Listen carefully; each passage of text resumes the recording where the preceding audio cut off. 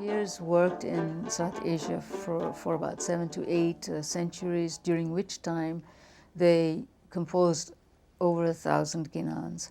And a small community called Satpant Khojas developed.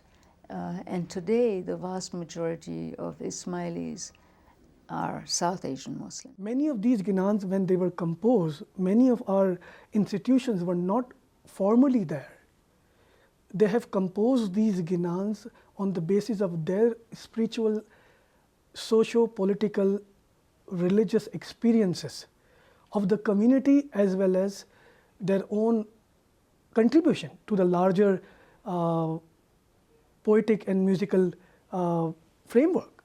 There is always a tension in the Ginans, and that tension pulls away from the Hindu tradition towards the Ismaili tradition, but it's done in a very gentle manner. Okay. Our Ismaili peers have written these poems.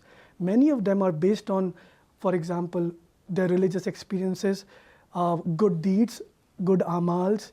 They are based on the interpretations of the Quran. Sometimes they are based on the stories which were very common among the Hindus. So, for example, to communicate the role of the Imam, the core Shia teaching is that through the first Imam and his descendants who would interpret the Quran, the community would get guidance, both in spiritual matters and worldly matters. And each Imam's role was to guide the community according to these teachings and within the context of their times. They identified a figure within the Indian tradition, within the mythical framework of the Indian tradition, who could represent two concepts. One was that of a person who would lead the community on the straight path, which was called Satpant, and of course salvation. And then the second point that figure that they identified needed to convey was that that guidance would be continuous.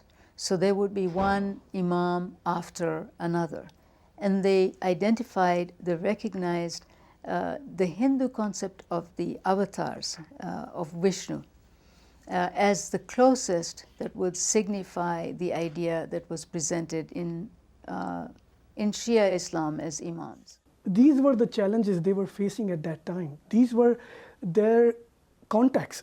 Similarly, Nasir Khusro, when he has written about the whole new Platonic ideas, because those were the ideas at that time were playing a very important role. So he had to address them in his poetry. Similarly, when our peers, they were composing these poems, one can certainly see that they were very rich and had a lot to do with indigenous religious context. However, the peers decided to do this without causing a rupture. So the word conversion is a bit problematic. And it was a very typical strategy of the Ismaili da'wah, or you might call it outreach, to meet the people that they encountered where they were, and convince them of the straight path, but within a framework that they understood. Dawah is a term in the Quran. It literally means invitation or a call. So the idea is that you have something to communicate, something to give, something to offer, and you invite people to it. You don't compel them to it, you invite them to it. And I think the word da'wah has this initial meaning in the Quran and in the way in which Islam was preached. Secondarily, within the Ismaili tradition, it becomes institutionalized. The accumulation of activities that is specific to the way in which Ismailism was preached in the Indian subcontinent. Every religious tradition seeks to have some critical figures at the beginning of its history. and you have figures like the Wali Songo, for example, were legendary figures associated with the establishment of Islam in Indonesia. And you have similar traditions in many other groups that then subsequently became Muslim all over the world. Pir Shams is one of the first pirs that was sent from Persia. And his corpus, his writings have been transmitted over these centuries.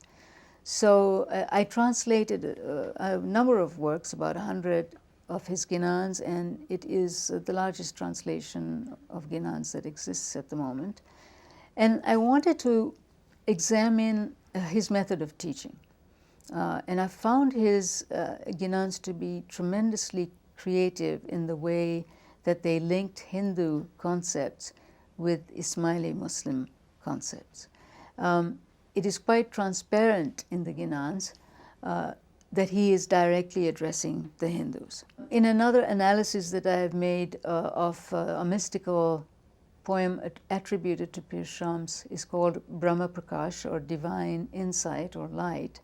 And I have shown that what we call syncretism is in fact a very deliberate and judicious, process of putting concepts together that ultimately point towards the Imam of the time as the savior or guide to salvation. Pir Sadruddin becomes a critical figure both for the extent of his work, because his work covered a large geographical area. Gujarat, it covered Sindh, it covered Punjab. So that immense geographical extent, his reach, makes him a critical figure.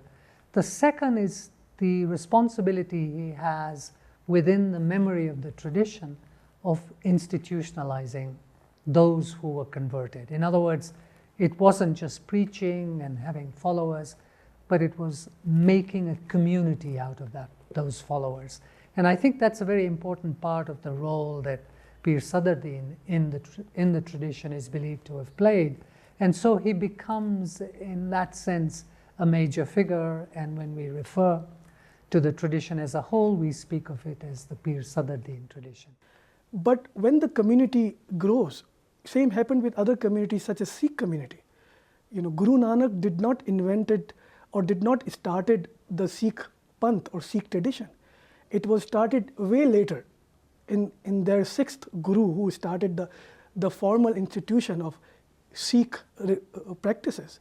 So we need to understand the Ismaili and particularly Khoja Ismaili tradition in a very historical and critical manner as well. There was a stark distinction made between classical Islam and folk Islam. And classical Islam was identified as the true form of Islam.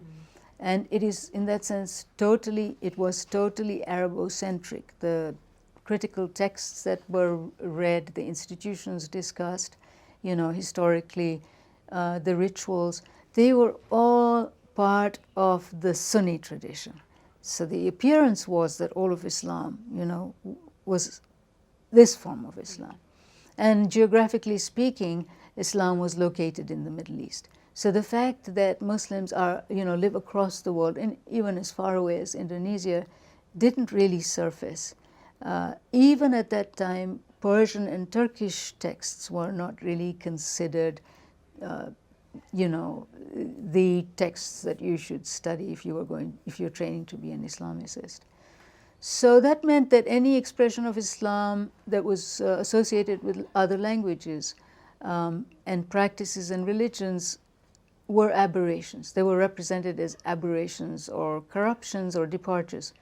And the language that was used for this is that Islam that was understood from the Sunni tradition was normative and orthodox, whereas these other traditions and interpretations were heterodox or non-normative, see?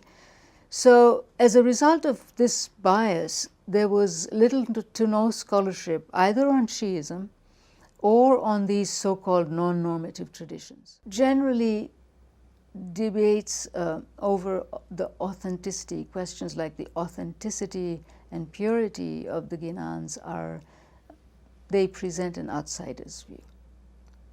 You know, so if you argue that this particular Ginan was not actually composed by a peer, that would be very problematic for someone within the community who is reciting those Ginans with the full conviction that they are composed by their peers. And it diminishes their value when you treat the Ginans in this way, in the framework of authenticity and Orientalist philological textual criticism.